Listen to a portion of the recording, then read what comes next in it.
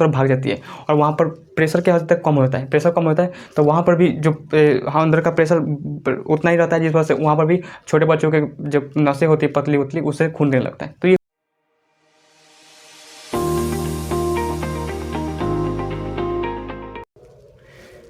जय हिंद। तो चलिए आज क्या समझते हैं वायुमंडलीय दाब यानी एटमॉस्फेरिक प्रेशर। इससे पहले आपको हम क्या बताए थे, इससे पहले आपको हम सूर्य तप के बारे में बता दिए थे। सूर्य तप कितना होता है, 100% होता है। लेकिन पृथ्वी का जो सूर्य तप आता है उसे उसमें बजट करता है, उसमें बजट कितना होता है, 51% होता है। और बादल उसे कितना प्रतिशत लौटा देता है, 34% लौटा देता है।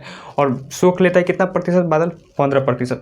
और ये सब आपको बता दिए थे। बादल सूर्य जो होता है वो लघु तरंग के रूप में पृथ्वी को गर्म कर देता है और दीर्घ तरंग के रूप में वायुमंडल को गर्म कर देता है। और इस सब आपको बता दिए थे। आज समझते हैं किसे, वायुमंडलीय दाब यानी एटमॉस्फेरिक प्रेशर। ये किससे जनरेट होता है, एटमॉस्फेरिक प्रेशर। तो ये वायुमंडल सूर्य तप जो होता है उसी से ये जनरेट होता है। सूर्य तप जब पृथ्वी पर आता है तो पृथ्वी क्या होता है, गर्म हो जाती है।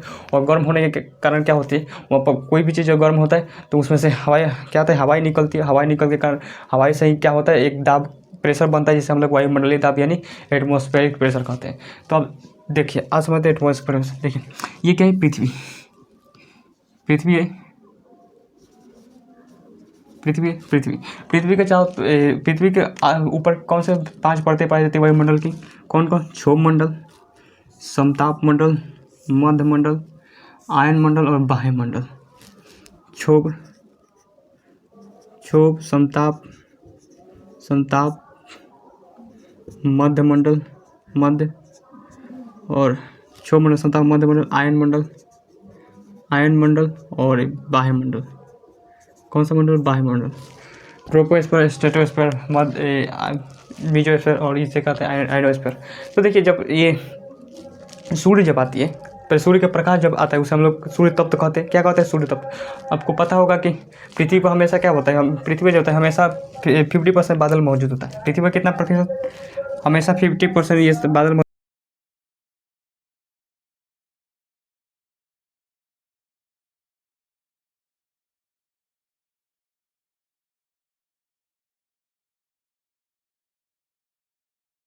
क्या होता है, पृथ्वी पर हमेशा 50% बादल मौजूद होता है।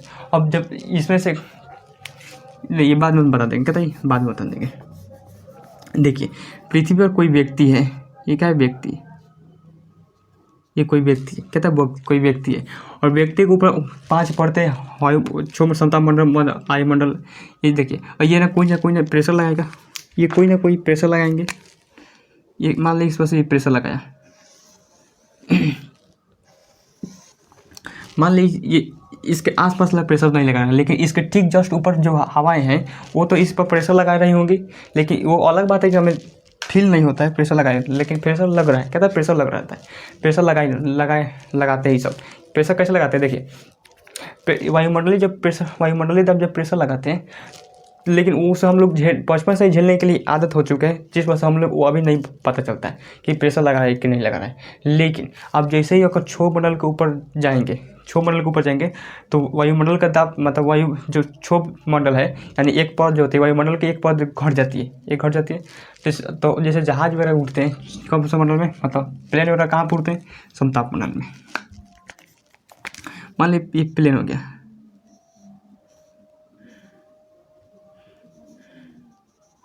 ये हो गया प्लेन हो गया। और प्लेन पर जब उड़ रहा है वो किस मंडल में, समताप मंडल में। लेकिन क्षोभ मंडल को तो छोड़ दिया। जब क्षोभ मंडल को छोड़ता है तो उस स्थिति में ज़्यादातर भारी गैस कहाँ पर पाई जाती है, क्षोभ मंडल में पाई जाती है, जितनी भारी गैस होती है। और जब ये छोड़ेंगे तो एक वायुमंडल की परतें हमारे ऊपर कम हो जाती है, कहते हैं कम हो जाती है। जब कम हो जाती है तो हमें क्या होता है, अंदर से वायुमंडलीय जब प्रेशर लगा रहा होता है ऊपर से, तो हम लोग के अंदर से एक ब्लड प्रेशर लगता है, जो कि वायुमंडल के द्वारा लग रहे प्रेशर को न्यूट्रल कर देता है। यदि अगर हमारा अंदर का ब्लड प्रेशर छोड़ दे तो वायुमंडलीय के दाब जो है पचका देगा, कहता है पचका देगा। पचका देगा, आँखों सब भीतर चले जाएंगे। लेकिन अगर अगर ये ठीक उल्टा देखिए, अगर वायुमंडलीय दाब प्रेशर लगाना छोड़ते तो, लेकिन हमारे अंदर से जब ब्लड प्रेशर लग रहा है वो तो लगाएगा ही लगाएगा, तो और ये सब आँखें हो जाए बाहर जाएगा, हालांकि बाहर उतना नहीं आएगा, जब पूरा छोड़ देंगे तब है। लेकिन अब जब हवाई जहाज़ में बैठते हैं तो हवाई जहाज़ क्या करता है कि वो प्रेशराइज कर देता है, यानी हवा में प्रेशर भर देता है कि जितनी ऊंचाई पर हमें जाना है उतनी ऊंचाई पर, मतलब कितने हवाओं को छोड़कर हम लोग ऊपर जा रहे हैं, तो उतना हवा में किस में भर देता है, कैबिन में भर देता है, ताकि हम लोग के पता ना चले, मतलब हम लोगों को कोई दिक्कत ना हो, कोई दिक्कत ना हो। लेकिन अब जरा सोचिए, अब क्या हो जाए अगर ये हवाई जहाज में प्रेशर ना भरे और छोड़ दे, और बहुत ये क्षोभमंडल को छोड़कर चल जाए समतापमंडल में, तो उस स्थिति में वायुमंडल का दाब क्या हो गया, कम हो गया। वायुमंडलीय दाब क्या हो जाएगा, वायुमंडलीय दाब कम हो जाएगा। जब वायुमंडलीय दाब कम होगा तो उस स्थिति में ऊपर से तो 4 गो मंडल लगा रहे हैं, लेकिन भारी जो क्षोभमंडल है वो छोड़ दिए। तो अब देखिए, ऊपर से वायुमंडलीय दाब बहुत ही कम प्रेशर लगाएगा, लेकिन हमारे अंदर का जो ब्लड प्रेशर है उसे न्यूट्रल कर रहा था वो तो अपने 120 के हिसाब से लगाएगा, मतलब 120/80 होता है, तो वो तो लगा रहा है, कहता है वो लगा रहा है, लेकिन उसके विपरीत जो लगा रहा था वायुमंडलीय प्रेशर, तो वो तो घट गया, कहता है घट गया। अब जरा सोचिए, जो अब ऊपर से तो घट गया, लेकिन अंदर से बहुत जोर से प्रेशर लगाता है, अब ब्लड बहुत ही जोर से प्रेशर लगाता है। अब जरा सोचिए, ऊपर का उसे न्यूट्रल करने के लिए जो वायुमंडल दाब था वो कम हो गया, और जब कम हो गया तो उस स्थिति में हमारे आँख के जो पतली नसें होती है, फिर कान की जो नाक की पतली नसें वो दर्द करने लगती है। क्योंकि ये तो ब्लड प्रेशर लगा रहा है, नसों में तो ब्लड प्रेशर लगा रहा है, लेकिन ऊपर से उसे न्यूट्रल नहीं कर पा रहा है। तो उस स्थिति में क्या होता है कि जब ऊंचाई पर जाते हैं तो वायुमंडलीय दाब कम होता है, और हमारे जो अंदर का ब्लड प्रेशर है वो तो उतना रहता है, जिस वजह से क्या होता है कि जो पतली नसें होती है वो दर्द करने लगती है। क्या जो ब्रेन की पतली नसें होती है, आँख की नाक की जो पतली नसें दर्द करने लगती है, जिस वजह से वो कभी कभी खून भी देने लगता है। आप देखते होंगे, छोटे बच्चे देखते होंगे, छोटे बच्चे जो देखेंगे, अगर वो उसे और जहाज़ में बैठा कर ले जाएंगे, अगर पायलट अगर जहाज़ का पायलट अगर प्रेशराइज नहीं किया है, तो उस स्थिति में जब भी क्षोभमंडल को छोड़ेंगे तो वहाँ पर वायुमंडलीय दाब कम हो जाएगा, और उस बच्चे के अंदर से ब्लड प्रेशर लगा रहे हैं, जिस वजह से बच्चे का जो होती है वो पतली नसें अभी कमज़ोर होती है, कहते हैं कमज़ोर होती है, जिस वजह से वो फट जाती है, कहते हैं फट जाता है। इसी कारण तो नाक में से या फिर कान में से खून देने लगता है, जब जहाँ पतली नसें पाई थी वहाँ पर खून देने लगता है। लेकिन ये अगर उसी तरह से अगर जितना बच्चा छोड़ कर गया है, क्या बोलते हैं उसे, वायुमंडलीय के पर जितना छोड़ कर गया है, और उतना ही दाब अगर केबिन में भर दे, यानी जहाज में भरते, तो कोई दिक्कत नहीं कर, कहता है कोई दिक्कत नहीं कर। लेकिन ये तो वायुमंडल के ऊपर का, ये घटना पृथ्वी भी हो सकती है। कैसे हो सकती है, आप ज़रा सोचिए। तो देखिए, वो घटना क्या हो सकती है, पृथ्वी भी हो सकती है। कैसे हो सकती है, जब सूर्य आती है पृथ्वी पर, तो पृथ्वी का हवाएं क्या होती है, गर्म हो जाती है। हवाएं गर्म होती है तो वहाँ की हवाएं ऊपर उठ गई, कहते हैं वहाँ की हवाएं ज़्यादा तरफ भाग जाती है, और वहाँ पर प्रेशर क्या होता है, कम होता है। प्रेशर कम होता है तो वहाँ पर भी जो अंदर का प्रेशर उतना ही रहता है, जिस वजह से वहाँ पर भी छोटे बच्चों के जो नसें होती है पतली उतली, उससे खून देने लगता है। तो ये घटना पृथ्वी में भी हो सकती है। अब ये तो समझ गए। अब देखिए, इसको प्रेशर के नापा कैसे जाता है। तो इसको 76 सेंटीमीटर पारे के दाब से नापा जाता है।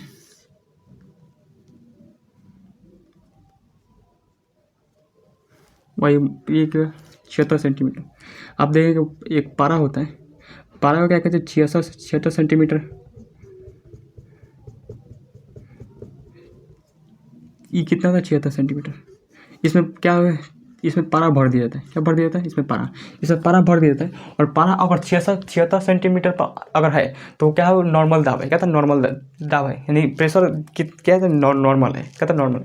हालांकि प्रेशर को नापने के लिए हम लोग किसका 14 बैरोमीटर और एनराइड बैरोमीटर। देखिए, प्रेशर को किससे नापते हैं, 2 चीज़ से। एक होता है 14 बैरोमीटर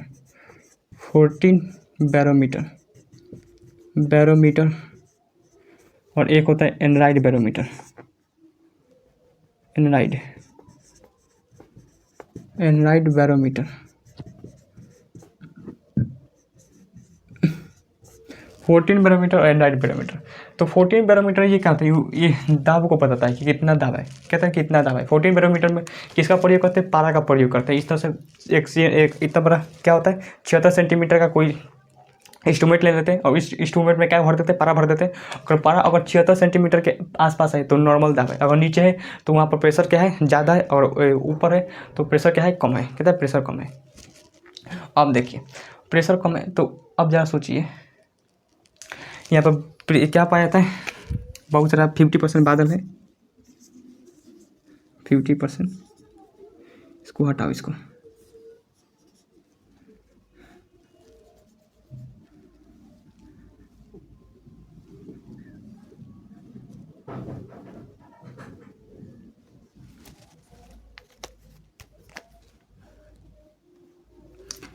क्या है 50% बादल है, 50% बादल है। जब सूर्य से रोशनी आती है,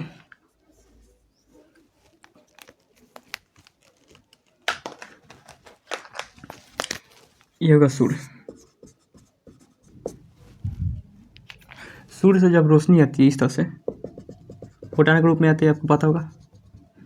सूर्य से रोशनी आती है, अब जहाँ पर बादल मौजूद नहीं है, क्या जहाँ पर बादल मौजूद नहीं है तो वहाँ पर, तो अब जहाँ पर बादल मौजूद नहीं है तो वहाँ पर क्या हो जाएगा, वहाँ पर ज़्यादातर सूर्य की रोशनी ज़्यादा पड़ेगी, और ज़्यादा पड़ेगी तो वहाँ की चीज़ें गर्म हो जाएगी, हवाएं भी क्या हो जाएगी, गर्म हो जाएगी।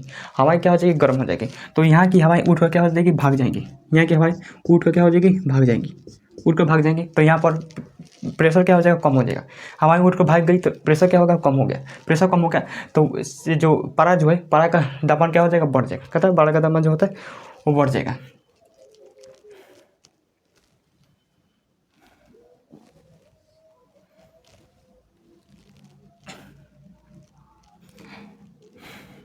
सॉरी, पारा का दाम घट रहा है। देखिए प्रेशर क्या हो जाएगा, यहाँ पर हवाएं उठ कर चली जाएगी तो पारा जो होता है घट जाएगा। पारा क्या हो जाएगा, घट जाएगा। पारा जो है यहाँ पर 40 बैरोमीटर में देंगे तो 40 बैरोमीटर में क्या हो जाएगा, पारा का घट जाएगा। तो जब ये अचानक सूर्य की रोशनी मतलब सूर्य की रोशनी पड़ेगी तो यहाँ पर बहुत ज़्यादा हवाएं क्या हो जाएगी, एक बाइक उठ कर भाग जाएंगी, एक बाइक उठ कर भाग जाएंगी। तो जो पारा जो है वो एक बाइक नीचे चल जाएगा। कहते हैं एक बाइक नीचे चलेगा। अगर 76 सेंटीमीटर से नीचे अगर पारा गया, 76 सेंटीमीटर से अगर नीचे पारा गया, एक बाइक अगर पाया गया तो वहाँ पर सूर्य क्या हो जाएगा, यहाँ पर हवा की कमी आ जाएगी। और अब ये अगल बगल के जितने भी हवाएं, वो अब मान लें कि यहाँ इसके नीचे इसके ऊपर क्या है, बादल है। बादल है तो यहाँ पर सूर्य की रोशनी नहीं पहुँचोगी तो यहाँ पर अभी प्रेशर हाई प्रेशर होगा, और यहाँ पर भी हाई प्रेशर होगा। लेकिन यहाँ पर क्या हो जाएगा, लो प्रेशर। क्या होगा, लो प्रेशर। यहाँ पर हाई प्रेशर। क्या होगा, हाई प्रेशर।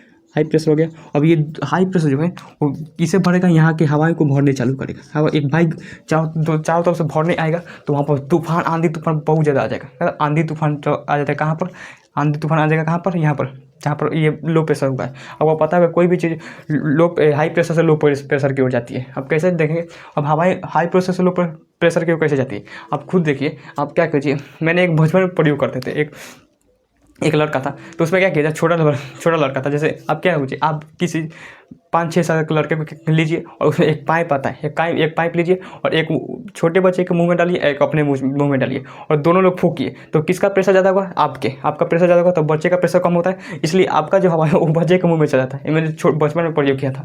तो ये क्या होता है, उसमें चल जाता है। इसलिए जो कोई भी जो चीज़ होता है, जो हाई प्रेशर जो होता है वो उसके लो प्रेशर की ओर बहता है। तो अब यहाँ पर जब जाएगा तो दोनों ओर से क्या होता है, दोनों से हवाएं उठेंगी और टकराएंगी तो वहाँ पर बहुत ज़्यादा चक्रवात, तूफान, आंधी तूफान सब आ जाएगा। कहते आ जाएगा। तो ये तो क्या एक बाइक जब हटेगा। लेकिन ये भी हो सकता है यहाँ पर बहुत कम मात्रा में बादल पाए जाते हैं। अब ये भी हो सकता है यहाँ पर बहुत ही कम मात्रा में बादल पाया गए हो, बहुत ही कम बादल पाए गए हो, बहुत ही कम बादल पाओ। यहाँ पर बहुत ही कम बादल हो तो जब कम बादल होगा तो यहाँ पर क्या हो जाएगा, यहाँ पर रोशनी आएगी, मतलब रोशनी कौन है, प्रकाश के सूर्य के प्रकाश जब आएगा तो सूर्य के प्रकाश आएगा तो यहाँ पर हवाएं थोड़ी थोड़ी गर्म होगी। क्या होगी, थोड़ी थोड़ी गर्म होगी। जब थोड़ी थोड़ी गर्म होगी तो ये हवाएं क्या हो जाएगी, दोनों तरफ थोड़ी थोड़ी भागेंगी। थोड़ा सा इधर भाग गया, थोड़ा सा इधर भाग गया, थोड़ा सा इधर भाग गया। ये क्या होगा, थोड़ी थोड़ी एक बाइक नहीं भागेगी, धीरे धीरे भागेगी। तो अगर धीरे धीरे भागेंगे तो यहाँ पर प्रेशर कम हो जाएगा तो पारा क्या आ जाएगा, नीचे आ जाएगा। कहता है ये पारा का अगर धीरे धीरे नीचे आ रहा है, बीच में से वहाँ पर यहाँ अगर नीचे आ रहा है तो वो मौसम को बता रहा है। कहता है मौसम क्यों, क्योंकि जब धीरे धीरे जाएगा तो हवाएं आसपास के धीरे धीरे चलेंगी। सबसे पहले ऊपर की हवाएं चलती है। आपको पता है कि ऊपर कोई रुकावट नहीं होती हवा को चलने के लिए, और लेकिन नीचे अब देखें बिल्डिंग जितने होते हैं, घर वगैरह, पेड़ पौधे, तो उसको रोक देते हैं। तो ऊपर की ओर जाता है, जब ऊपर की जाता है तो अपने साथ ऊपर की हवाएं क्या करती है, भरने के लिए आती है तो अपने साथ बादल को लेकर चल जाती है। अब कहेंगे कि तूफान, जब हाई प्रेशर एक बाइक जब उससे भरने के लिए एक चक्रवात आ रहा था, चक्रवात का जब तूफान आ रहा था उसमें बादल क्यों नहीं, तो देखिए तूफान में बादल को उड़ाकर कहाँ बिक दे, कोई ठीक ठाक नहीं है। लेकिन धीरे धीरे जाएगा तो आराम से बादल आता है, इधर से फिर इधर से बादल है, और आपस में बादल जब टकराएं तो उसमें क्या होता है, पानी बहुत ज़्यादा भर जाता है और पानी वही बढ़ जाता है। तो कहेंगे कि बादल पारा का नीचे आना नॉर्मल धीरे धीरे नीचे आना मौसम को बताता है, यानी बारिश को बताता है। लेकिन एक बार के नीचे आना ये तूफान, ये फिर तूफान वगैरह, चक्रवात वगैरह सबको बताता है।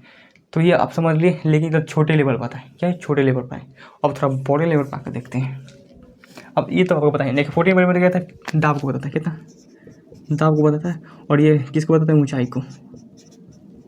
ये ऊंचाई को बताता है। किसको बताता है? ऊंचाई को बताता है। कैसे बताता है ऊंचाई को? देखिए 14 बाई तो आपको मीटर बता दिए कि 76 सेंटीमीटर। इसमें लगभग, इसमें पारा कितना होता है? 1013 मिलीमीटर। कितना होता है? मिलीमीटर। कितना? 3 मिलीमीटर। ये बताता है कि हमारे ऊपर कितना दाब लग रहा है। लगभग मिलीमीटर 10 लगभग 1013 मिलीमीटर लगता है। लेकिन ये लगभग कितने बराबर होता है? जब आप देखेंगे 100-150 ग्राम के आसपास होता है। तो हमारे ऊपर कितना लग रहा है? 150 ग्राम के आसपास क्या हो रहा है? दाब लग रहा है। तो ये इतना बताए। मिलीमीटर आप ये सब देखे नहीं होंगे, जिस वजह से आपको आइडिया नहीं लग पा रहा होगा। लेकिन ग्राम में आप देखे होंगे, तो ग्राम में आपको आइडिया लग पाया होगा। तो ये क्या? और एनालाइट बैरोमीटर का था, ये भी दाब को बताता है। लेकिन ये दाब से जाता है, ये क्या था? ऊंचाई को बताता है। कहता है ऊंचाई को। और इसका प्रयोग होता है वो हवाई जहाज में किया जाता है। हवाई जहाज में किसका प्रयोग कहता है? Analyte barometer. देखिए हवाई जहाज में ऊंचाई को हम लोग क्या कहते हैं? हवाई जहाज में ऊंचाई को ऑल्टीट्यूड कहते हैं। क्या कहते हैं? ऑल्टीट्यूड कहते हैं। और ऑल्टीट्यूड कहते हैं। और ऑल्टीट्यूड को नापने वाला क्या कहलाएगा? अल्टीमीटर। क्या कहते हैं? अल्टीमीटर। इसी को हम लोग अल्टीमीटर कहते हैं, एनालाइट बैरोमीटर का। ये कितना बताता है? ऊंचाई को बताता है। और ये जब ऊंचाई को बताता है, तो अगर मान ली कि इतना पर ऊंचाई है, तो पायलट अंदाजा लगा देता है कि अगर इतना पृथ्वी से इतना ऊंचा पर है, तो इट मीन्स इतने हम लोग हवा को प्रेशर को हम लोग छोड़ दिए हैं। तो इस एक तरह से ये भी हवाई का प्रेशर कहीं बताता है। तो ये समझिए 14 बैरोमीटर और एनालाइट बैरोमीटर। तो 14 बैरोमीटर किसका प्रयोग होता है? दाब का बताता है, दाब कितना है। और एनालाइट बैरोमीटर ऊंचाई को बताता है। ये कन्फ्यूज मत होइएगा। तो ये हो गया। अब थोड़ा बड़े लेवल पर देखते हैं इसको।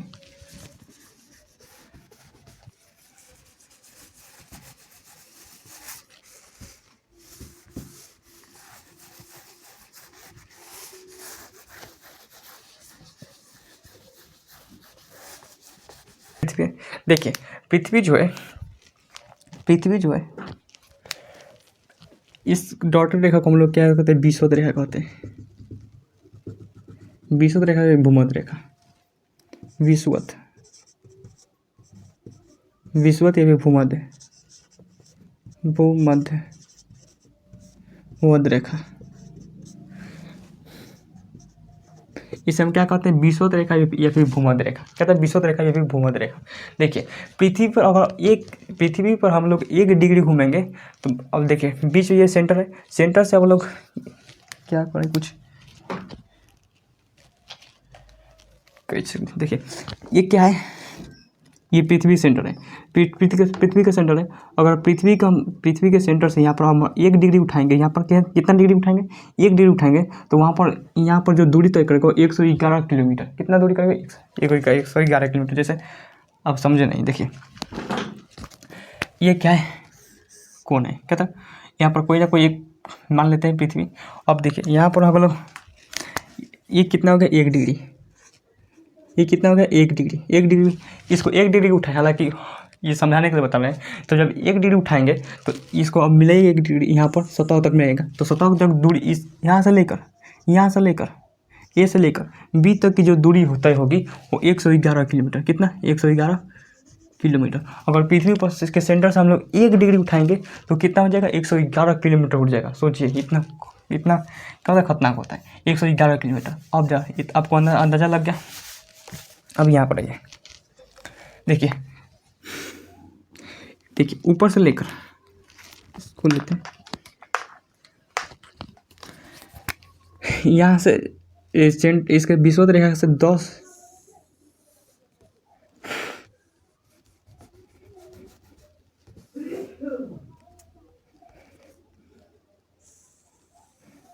डिग्री नॉर्थ कितना? 10 डिग्री। और 10 डिग्री साउथ, 10 डिग्री साउथ, और 10 डिग्री कितना होगा? नॉर्थ। कितना? नॉर्थ। तो 10 डिग्री कितना हो जाएगा? लगभग 10 डिग्री में 111 से गुना कर दिए, यानी 1110। कितना? 1100, यानी 1110 किलोमीटर। मान लें कि कितना? 1100 किलोमीटर। अब जरा सोचिए, अब ये जब 10 डिग्री नॉर्थ और 10 डिग्री साउथ, कहता है 10 डिग्री साउथ। पृथ्वी की जो सूर्य की जो क्या होता है, सूर्य की जो रोशनी होती है वो ठीक यहाँ पर हमेशा पड़ती रहती है, वो ठंडी हो चाहे गर्मी, यहाँ पर सीधे कहता है सीधे रोशनी पड़ती है, सीधे रोशनी पड़ती है। जब सीधे रोशनी पड़ेगा तो यहाँ पर बहुत ज़्यादा गर्मी होगा, कहता है बहुत ज़्यादा गर्मी होगा, और बहुत ज़्यादा गर्मी होगा तो यहाँ की हवाएं हल्का क्या हो जाएगी, ऊपर उठ जाएगी, हवाएं क्या हो जाएगी, ऊपर उठ जाएगी।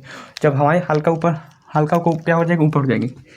जब हवाएं क्या हो गई, ऊपर उठ गई, या क्या क्या ऊपर उठ गई, यहाँ के नीचे भी नीचे उठ गई, नीचे हो गई।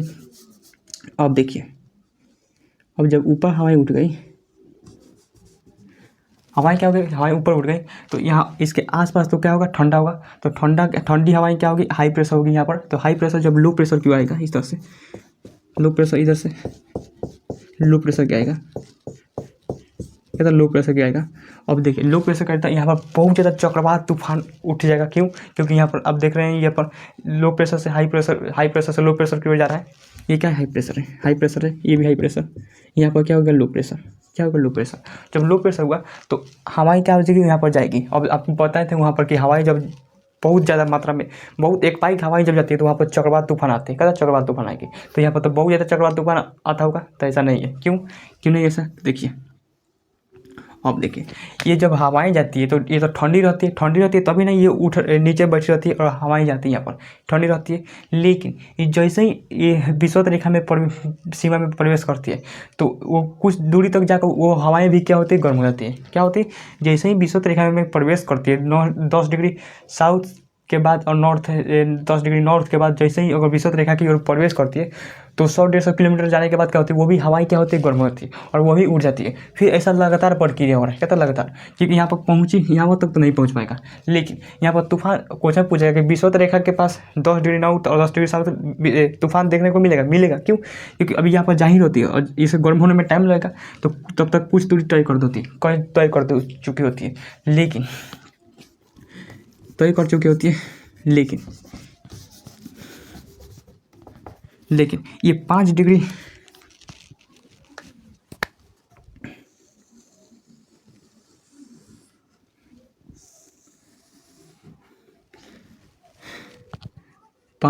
नॉर्थ और 5 डिग्री साउथ, 5 डिग्री नॉर्थ और 5 डिग्री साउथ में ये हमेशा यहाँ पर कोई तूफान चक्रवात कुछ नहीं होता है। क्यों नहीं होता है, क्योंकि ये 10 डिग्री पर ये क्या होता है, हवाएं गर्म को उड़ जाती है। 10 डिग्री पर हवाएं गर्म को उड़ जाती है।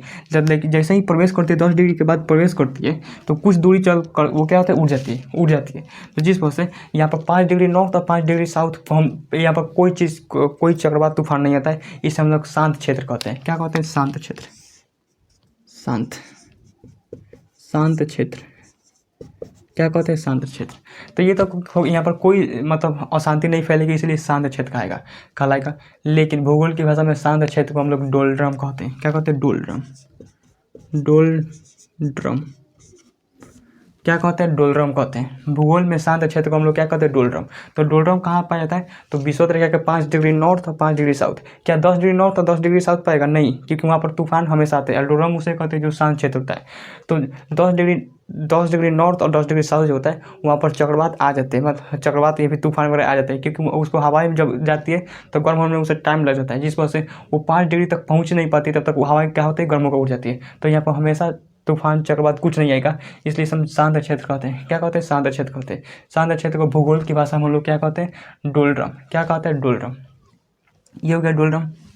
तो ये सब क्या था, हवाएं। देखिए आज के लिए यहीं तक रहने देते हैं, तब तक मिलते हैं नेक्स्ट वीडियो में। Thank you for watching video.